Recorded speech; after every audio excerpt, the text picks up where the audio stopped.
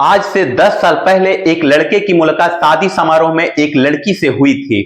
वह उसे देखते ही उससे मोहित हो जाता है और लड़की भी उसे देख करके मुस्कुरा देती है। दोनों एक दूसरे को देख करके बेचैन से हो उठते हैं मिलने के लिए। ऐसा लगता है कि जैसे मानो बहुत पहले से एक दूसरे को जानते हो। लड़का अपने पहले ही मुलाकात में दिल हार बैठता है और लड़की भी अपने प्यार का इजहार कर बैठती है। दोनों अपने अपने प्यार के बारे में घर वाले को बताते हैं और घर वाले शादी की रजामंदी दे देते हैं। साल 2015 में दोनों की शादी हो जाती है। उसके 2 साल बाद एक बेटे का जन्म होता है। दोनों की शादीशुदा खुशहाल जिंदगी बीत रही थी। शादी के 8 साल बाद पत्नी से एक ऐसी भूल हो जाती है जिससे सारे रिश्ते तार तार हो जाते हैं। घर में आश्रय पाया हुआ एक मेहमान जो कि हवस में इस कदर अंधा हो जाता है कि उसे यह भी दिखाई नहीं पड़ता कि जिसने उसे शरण दिया है उसी का घर वो उजाड़ देता है। आदाब, नमस्कार, सत श्री अकाल। मैं मनोज यादव, मेरा अभिवादन स्वीकार करें। आज की सच्ची घटना जो मैं आपको सुनाने जा रहा हूं वह मध्य प्रदेश राज्य का एक जिला पड़ता है इंदौर जिले के ही अंतर्गत द्वारकापुरी एक थाना पड़ता है। उसी थाने के अंतर्गत बिधुरपुर क्षेत्र की यह घटना है। एक ऐसी घटना जो विश्वास और मर्यादा को तोड़ करके सारे रिश्ते को तार तार कर देती है। यहीं के रहने वाले रूप सिंह राठौर उर्फ बंजारा आज से ठीक 10 साल पहले एक शादी समारोह में गए थे। वहां पर एक लड़की को देखा तो देखते ही रह जाते हैं, जिसका नाम होता है पूजा। दोनों में नैन चार हो जाते हैं और दोनों अपने पहले ही मुलाकात में एक दूसरे को दिल दे बैठते हैं। प्यार परवान चढ़ता है तो घर वालों को बताते हैं। घर वाले अगले ही साल दोनों की शादी करवा देते हैं। दोनों की मुराद पूरी भी हो जाती है। शादीशुदा जिंदगी खुशहाल बीत रही थी। शादी के महज 2 साल बाद घर में एक नन्हे मेहमान का आगमन होता है बेटे के रूप में। रूप सिंह के घर में पत्नी पूजा और बेटे के अलावा एक रिश्तेदार भी रहता था जो उसकी ही बहन का बेटा होता है, जिसका नाम शुभम होता है। उम्र लगभग 22 साल होगी उसकी। शुभम की घर की माली हालत ठीक नहीं थी। पिता उसका लापरवाह था और उसकी मां और पिता में आए दिन हमेशा झगड़ा हुआ करता रहता था। घर के कलह से तंग आकर के शुभम का पिता कमाने के लिए बाहर जाता है, फिर कभी लौट करके वह वापस नहीं आ पाते हैं। घर में अकेली शुभम की मां परिस्थितियों से लड़ते हुए शुभम की परवरिश करती है। रूप सिंह भी अपनी तरफ से हर संभव मदद करने की कोशिश करता है, अमूमन जैसे भाई बहन के रूप में होता है।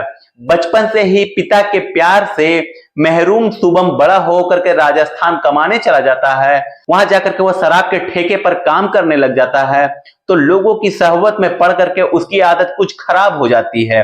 अब से 6 महीने पहले की बात है। शुभम कमा करके राजस्थान से लौटता है तो अपने घर ना जाकर के अपने मामा के पास ही जाकर के रुक जाता है और यहीं पर रहने लगता है अपने मामा और मामी के साथ में। पढ़ी लिखी पूजा और शुभम से बाहर रहने के दौरान फोन पर ही अक्सर बातचीत हुआ करती थी और इसके अलावा सोशल मीडिया पर भी चैटिंग और बातचीत भी हुआ करती रहती थी।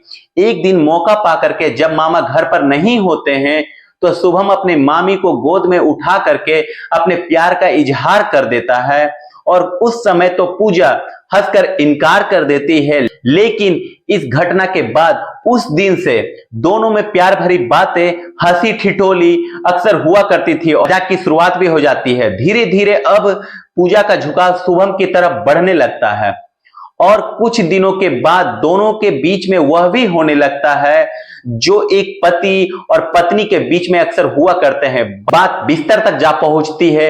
हवस की आग में जल रही पूजा भांजे के इश्क में इस तरह पागल हो जाती है कि वो सारे बंधन और मर्यादाओं को तोड़ करके रिश्ते को तार तार कर देती है।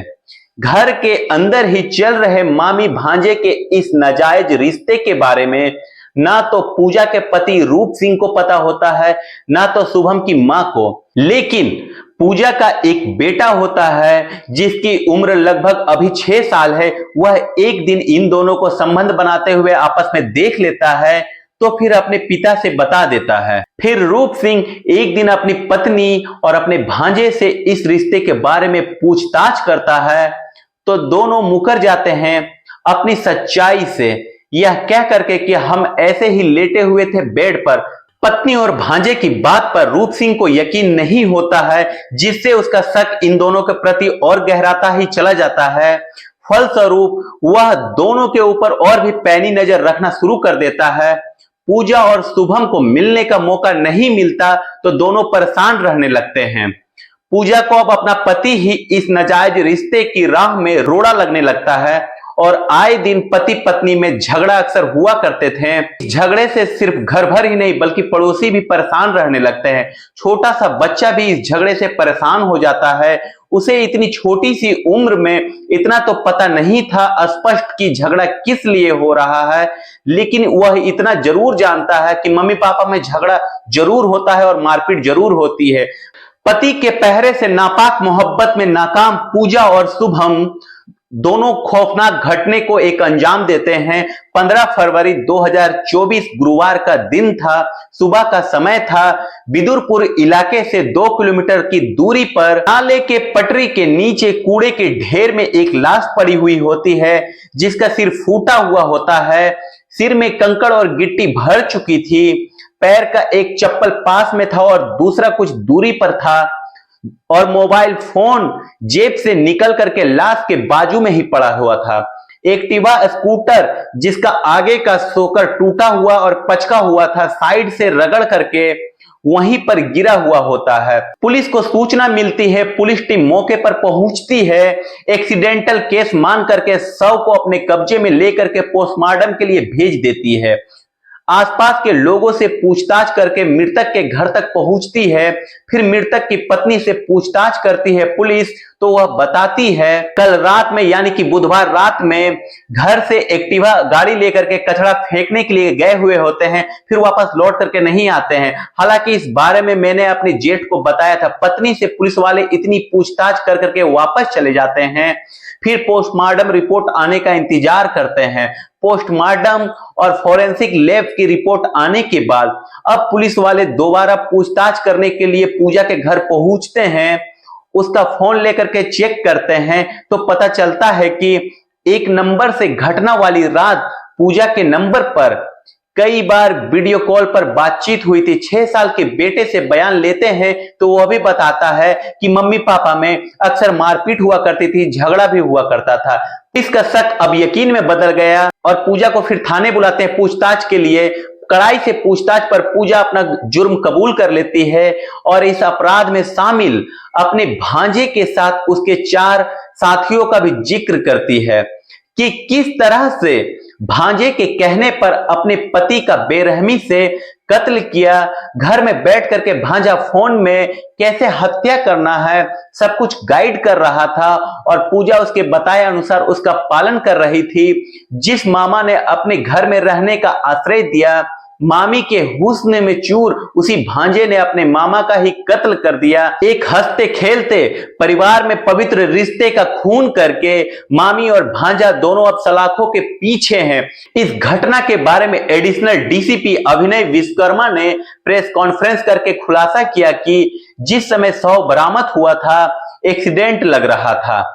पोस्टमार्टम रिपोर्ट में भी डॉक्टर को एक्सीडेंट ही लग रहा था, लेकिन सिर में कंकड़ और मिट्टी मिलने से साथ में बेटे का बयान से संदेह लगता है। दोबारा पड़ताल शुरू करने पर यह स्पष्ट हो गया यह एक्सीडेंटल मामला नहीं है बल्कि मर्डर है। कातिल कोई और नहीं बल्कि मृतक की पत्नी और उसका भांजा ही है। नाजायज रिश्तों में बाधा बनने पर दोनों ने मिलकर के हत्या कर दिया। दोस्तों, आज की यह मामी भांजे की नाजायज रिश्ते की कहानी आप लोगों को कैसी लगी कमेंट बॉक्स में अपनी प्रतिक्रिया जरूर दें। अगर वीडियो अच्छी लगी हो तो लाइक शेयर और चैनल को सब्सक्राइब करके बेल आइकन जरूर दबाएं। मिलते हैं अगले किसी और वीडियो में, तब तक के लिए धन्यवाद। जय हिंद, जय भारत।